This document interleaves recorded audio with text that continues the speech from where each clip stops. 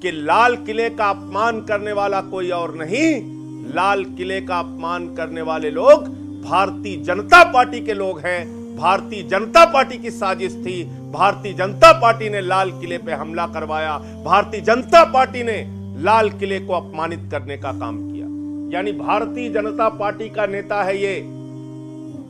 इसका मतलब साफ है कि लाल किले का अपमान करने वाले लोग भारतीय जनता पार्टी के लोग थे। बीजेपी के खिलाफ पूरे देश के अंदर जनता की अदालत में, देश की अदालत में देशद्रोह का मुकदमा चलना चाहिए। मैं मोदी सरकार से कहना चाहता हूं, किसानों को जितना अपमानित करोगे, मैं आदित्यनाथ सरकार से कहना चाहता हूं, भारतीय जनता पार्टी के लोगों से कहना चाहता हूं, भाजपाइयों, जितना किसान को दबाने और अपमानित करने का काम करोगे, उतना ही ये आंदोलन तेजी के साथ पूरे देश में फैलेगा। फिर ओ नियत ये तेरी बेनकाब करेंगे, मजलूमों के दिफा के हम असबाब करेंगे। कार बंधुओं को मेरा नमस्कार।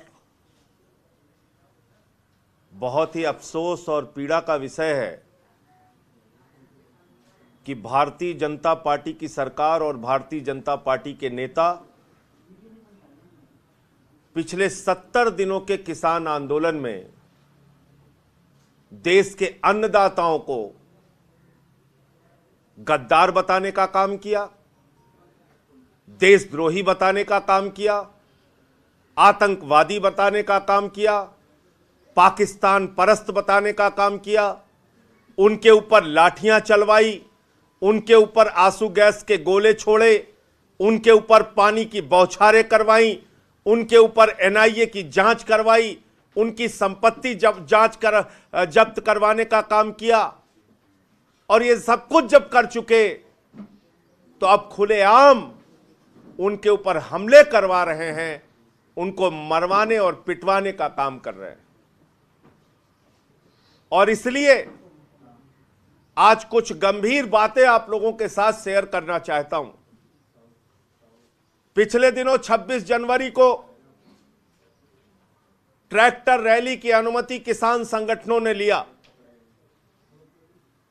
9 रूट उसके लिए तय किए गए। तिरंगा रैली निकालने की परमिशन ली किसानों ने। 7 रूट पर कहीं कोई हिंसा नहीं हुई। लगभग 90% रूट पे उन लोगों ने ट्रैक्टर रैली अपनी विधिवत निकाली, तिरंगा रैली विधिवत निकाली। 2 रूट से कुछ अराजक तत्व घुसे,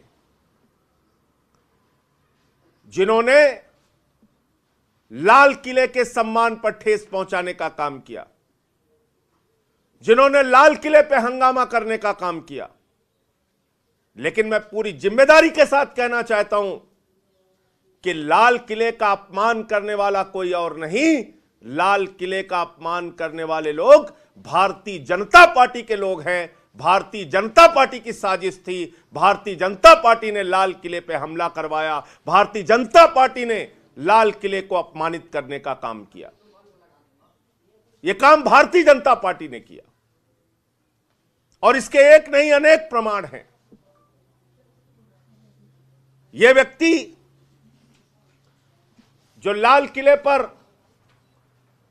चढ़ के अपना एक झंडा फहराता है, दीप सिद्धू जिसका नाम है, मैं पूछना चाहता हूं ये पिछले 1.5-2 महीने से इस आंदोलन में क्या कर रहा था? किसकी परमिशन से इस आंदोलन में था? कैसे इसने घुसपैठ बनाई थी? ये भारतीय जनता पार्टी का नेता है। ये भारतीय जनता पार्टी के लोगों के लिए काम करता है।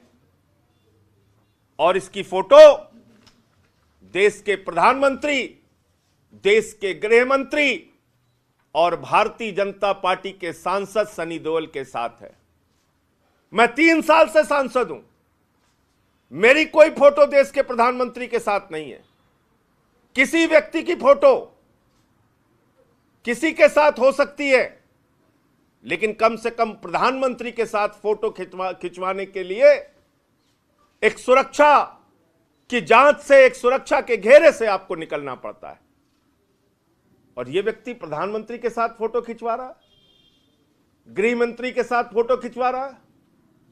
यानी भारतीय जनता पार्टी का नेता है ये, इसका मतलब साफ है कि लाल किले का अपमान करने वाले लोग भारतीय जनता पार्टी के लोग थे।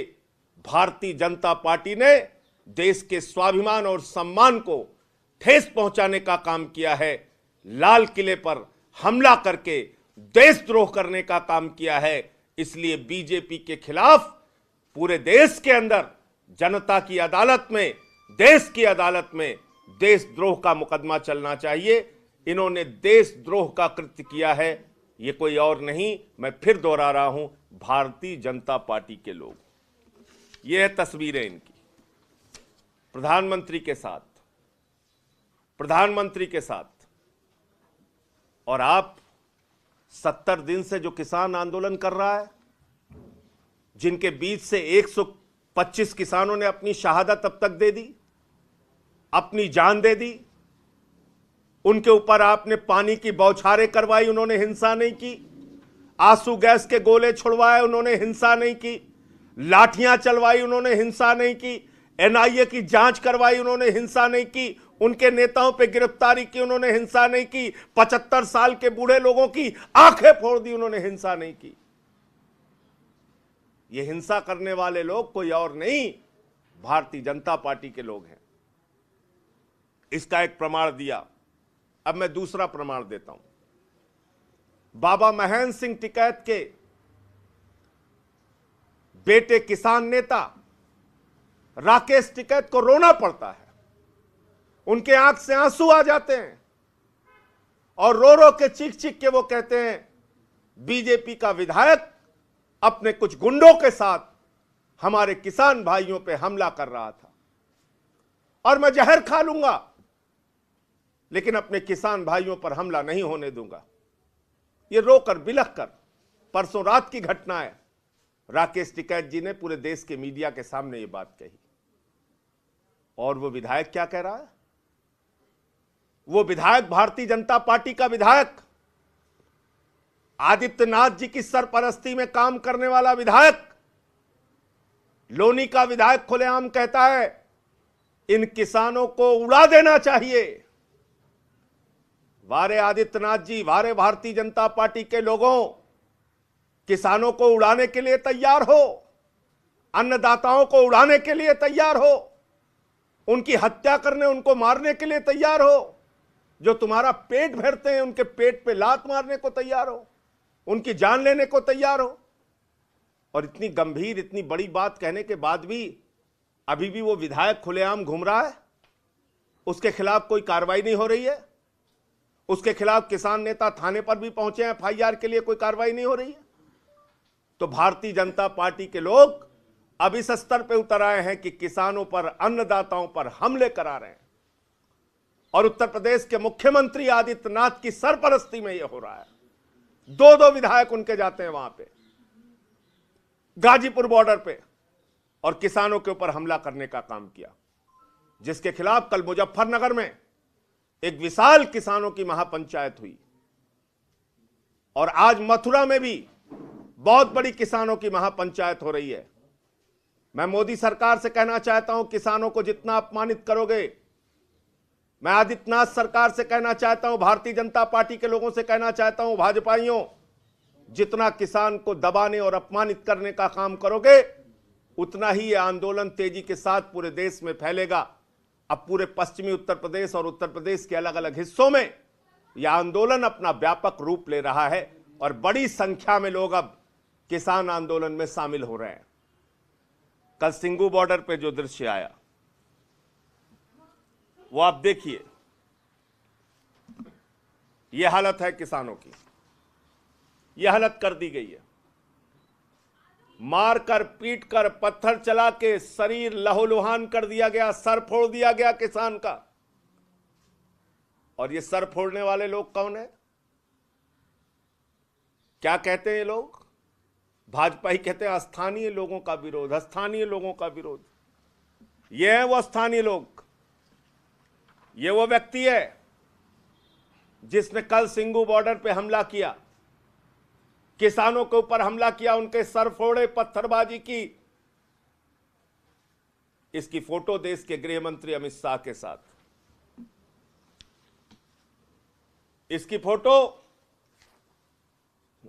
सिंगू बॉर्डर के पत्थरबाजों के साथ, इसकी फोटो जल बोर्ड में केजरीवाल सरकार के खिलाफ प्रदर्शन करने वालों के साथ, यह इसकी फोटो, यह आप देखिए। दूसरा, यह शख्स भारतीय जनता पार्टी का नेता, इसकी फोटो भाजपा के सांसद के साथ, और इसकी फोटो सिंगू बॉर्डर पे हमला करने वाले किसान नेताओं को टारगेट करने वाले, उन पे पत्थर चलाने वालों के साथ। और यह तस्वीर देखिए आप, बड़ी रोचक तस्वीर है, ये बड़ी शानदार तस्वीर है। कैमरा जूम करके इसको देखिए, आप देखिए, आपको समझ में आ जाएगा, समझ में आ जाएगा कि भारतीय जनता पार्टी ने देशद्रोह किया, समझ में आ जाएगा कि भारतीय जनता पार्टी अन्नदाताओं पे हमले करा रही है, समझ में आ जाएगा कि लाल किले का हमला भाजपा की साजिश थी और भाजपा ने वो देशद्रोह किया, ये समझ में आ जाएगा आपको। ये पत्थर चला रहे हैं सिंगू बॉर्डर पे लोग, और यहां कोने में ये देखिए आप, ये कौन खड़ा है? पुलिस के जवान खड़े हैं, पीठ करके खड़े हैं पत्थरबाजों की तरफ, यानी पत्थरबाज आगे पत्थर चला रहे हैं और ये उनके पीछे खड़े होके पीठ दिखाए हुए हैं। ये जवान पीठ नहीं दिखा रहा है, ये पुलिस के लोग पीठ नहीं दिखा रहे हैं, ये भारतीय जनता पार्टी के लोगों के कारण, भाजपा नेताओं के निर्देश के कारण इनकी व्यवस्था है, मजबूरी है, इनकी नौकरी चली जाएगी। पानी का टैंकर जाने की छूट नहीं है सिंगू बॉर्डर पे, लेकिन पत्थरबाजों को जाने की छूट है। तो इसलिए यह हमला, यह हिंसा, यह लाल किले पर देश के स्वाभिमान और सम्मान को अपमानित करने का काम किसी और ने नहीं, भारतीय जनता पार्टी ने किया। और इसके कारण भारतीय जनता पार्टी के खिलाफ देशद्रोह का मुकदमा चलना चाहिए। भारतीय जनता पार्टी ने देशद्रोह का कृत्य किया है, उनका असली चेहरा सामने आ गया है, कहीं उनके विधायक के रूप में, कहीं उनके गुंडों के रूप में, हर जगह आज अन्नदाताओं को टारगेट किया जा रहा है। लेकिन मैं बहुत स्पष्ट तौर पे कहना चाहता हूं, आम आदमी पार्टी, हमारे नेता अरविंद केजरीवाल जी और आम आदमी पार्टी का एक एक कार्यकर्ता किसानों के साथ था, है और हम रहेंगे। मुजफ्फरनगर जाकर भी मैंने केजरीवाल जी का संदेश दिया। केजरीवाल जी ने जब राकेश टिकैत के भाई, उनके साथियों के ऊपर हमला हुआ, उस दिन भी फोन पर बात करके हर तरह के संभव सहयोग की बात कही। और कल पार्लियामेंट के अंदर भी मैंने राष्ट्रपति के अभिभाषण के दौरान भगवंत मान जी और हमारे सांसदों ने, सुशील गुप्ता, एनडी गुप्ता जी ने, हम लोगों ने नारेबाजी की। आगे भी बजट सत्र जब चलेगा, किसानों का ये तीनों काला कानून वापस होना चाहिए, इस बात की मांग को लेकर जितनी ताकत हम लोगों के अंदर है, हम अपनी लड़ाई लड़ने का काम करेंगे। आखिर कौन सी मजबूरी है?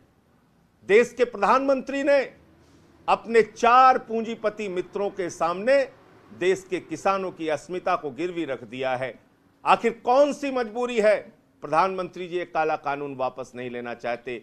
इन तीनों काला कानूनों को वापस लीजिए प्रधानमंत्री जी, अन्यथा हम लोगों से जितना हो सकेगा हम पूरा विरोध संसद से लेके सड़क तक किसानों के हक में करते रहे हैं, करते रहेंगे। इतनी बात मुझे कहनी थी। आप लोगों के सवाल। प्रधानमंत्री ने अभी ऑल पार्टी मीटिंग की थी, उसमें साफ तौर पे कहा था कि कृषि मंत्री किसानों से सिर्फ एक फोन दूर है, किसानों से बातचीत को तैयार है। देखिए, ऐसा है कि बातचीत 11 दौर की हो चुकी है, लेकिन बातचीत का नतीजा अभी तक कुछ नहीं निकला।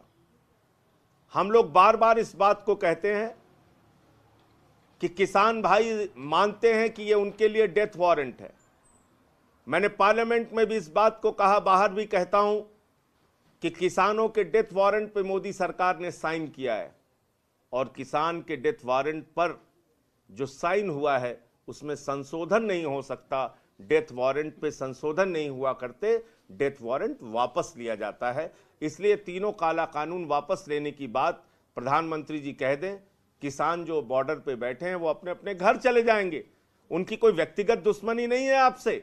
उन्होंने तो आपको देश का प्रधानमंत्री बनाया। आप उन पे पत्थर चलवा रहे हैं, आंसू गैस के गोले चलवा रहे हैं, उनको देशद्रोही और गद्दार कह रहे हैं। तो इसलिए ये बार बार वार्ता की नौटंकी से कुछ नहीं हासिल होगा। अब सब कुछ सरकार के पास है, वो इस बिल को वापस ले, किसान अपने घर वापस चला जाएगा। संजय जी, नंद किशोर गुर्जर की बात आपने की कि राकेश टिकैत ने कहा था कि उन्हें मारने की धमकी, लेकिन आज राकेश टिकैत का बयान फिर से आया कि वो कंबल बंटवा रहे हैं नंद किशोर गुर्जर और खाना पानी बंटवा रहे हैं, वहाँ पे लंगर करवा रहे हैं। देखिए, जो उन्होंने बयान ये दोनों जो वीडियो में नंद किशोर गुर्जर ने बोला है, लोनी के विधायक ने बोला है, मैं तो उसकी बात कह रहा हूं और वो मैं आपके सामने कर सकता हूं कि क्या उन्होंने बोला है।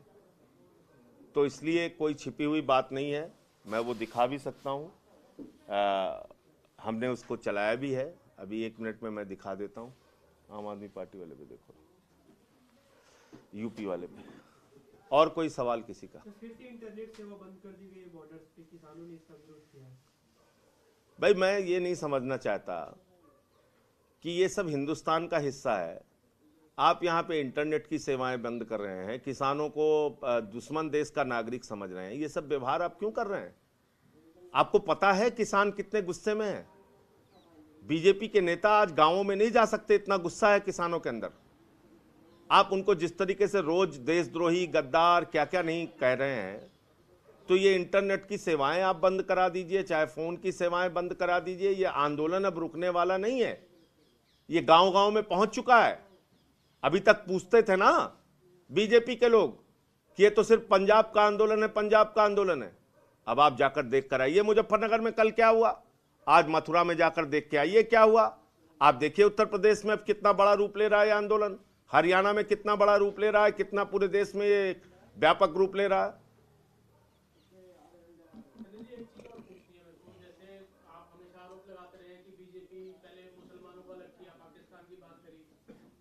की बात करी और अब ये जो पत्थरबाजी जो कल की घटना दिल्ली की है, तो आपको लगता है कि भारत, हिंदुस्तान और इंडिया दोनों के बीच में फिर पार्टीशन किया जा रहा है कि गांव का आदमी है और एक शहर का आदमी, उसमें ऐसी भावना डेवलप की जा रही है? देखिए, ना गांव का आदमी खिलाफ है ना शहर का आदमी खिलाफ है। मैंने आपको प्रमाण सहित ये बता दिया कि जो भी इस आंदोलन के खिलाफ है वो कोई और नहीं, भाजपा के लोग हैं। हमला करने वाले लोग कोई और नहीं, भाजपा के लोग हैं। मैं आपसे पूछ तो रहा हूं, 90% रूट पे अगर किसान अपनी ट्रैक्टर रैली शांतिपूर्ण तरीके से चला रहा है, तो इस व्यक्ति को, जो बीजेपी का आदमी है, इसको लाल किले कैसे पहुंचने दिया गया? 26 जनवरी के दिन तो लाल किले की सुरक्षा और पुख्ता और मजबूत रहती है। 26 जनवरी के दिन लाल किले पे कैसे कोई पहुंच जाएगा बगैर बीजेपी की अनुमति के, बगैर बीजेपी की परमिशन के, बगैर बीजेपी वालों के? एक सवाल और है। हाँ, क्या बजट सब शुरू होने वाला है, क्या आगे की रणनीति क्या होगी तमाम पार्टियों की? आम आदमी पार्टी की क्या रणनीति होगी? देखिए, आम आदमी पार्टी ने पहले भी स्पष्ट किया है, मैं फिर दोहरा दे रहा हूं कि हम लोग इस काले कानून का पूरी तरीके से विरोध करेंगे और इसके लिए जितनी भी हमारी ताकत है, पिछली बार भी मुझे निलंबित किया था, जो भी कार्रवाई करनी है वो सरकार चाहे तो कर सकती है, लेकिन हम अपना आंदोलन, अपनी आवाज़ पार्लियामेंट के अंदर और सड़क पर दोनों जगह बुलंद करते रहेंगे।